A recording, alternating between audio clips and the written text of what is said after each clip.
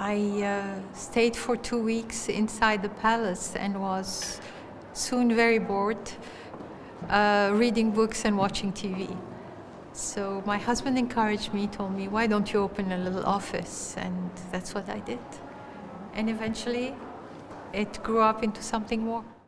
I come from a Lebanese family. I was born and raised there. I lived in Paris, where I attended Sciences Po. And then I came back to Lebanon, where I met my husband, who was studying there. And then I went to Afghanistan, and then we went to the States for his PhD, and we stayed there because of the civil war. So I've lived a little bit everywhere. I've learned to adapt and to live with whatever environment. I also have learned that everywhere human beings are the same, even in Afghanistan, and it's not much more difficult than living anywhere else. It is estimated that more than half of the population is constituted by women, because we have a lot of widows. And how do you want a country to develop if half of the population is not taking part in the development? That's why you need to give the tools to the women. You need to encourage them to become active in the reconstruction. Otherwise, no development can happen.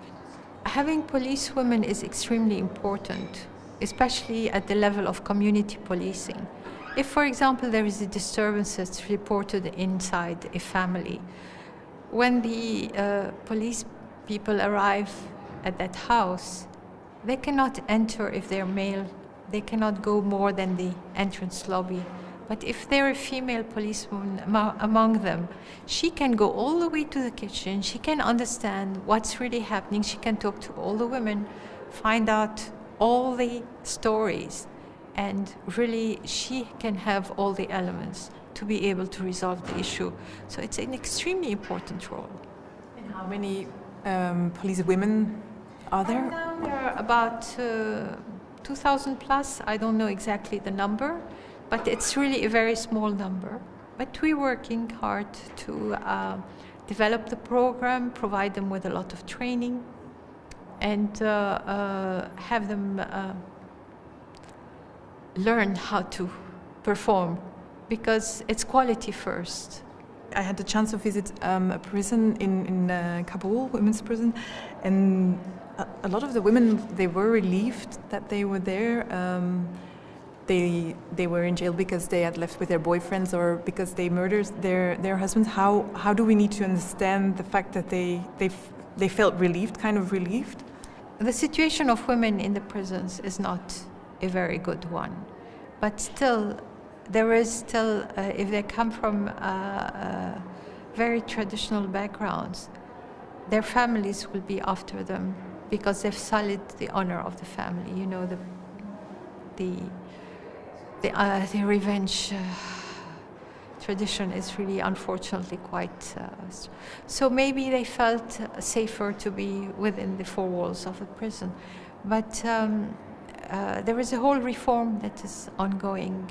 Both a justice reform in the justice system, reform at the level of the prosecutors.